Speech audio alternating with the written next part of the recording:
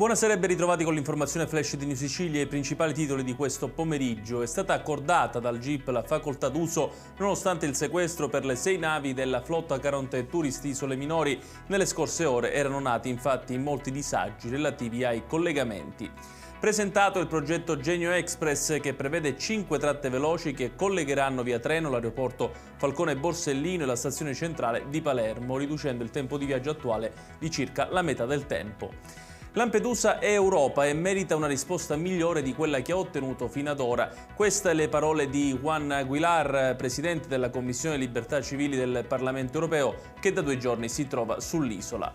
Chiudiamo con il meteo, continuerà anche domani il clima estivo che da qualche giorno si sta registrando in Sicilia. Prevista una giornata soleggiata su tutta la regione con temperature oltre i 30 gradi in quasi tutte le province. Ed è tutto per questa edizione, tutti i dettagli su queste notizie li potete trovare sul nostro sito www.newsicilia.it. Grazie per averci seguito e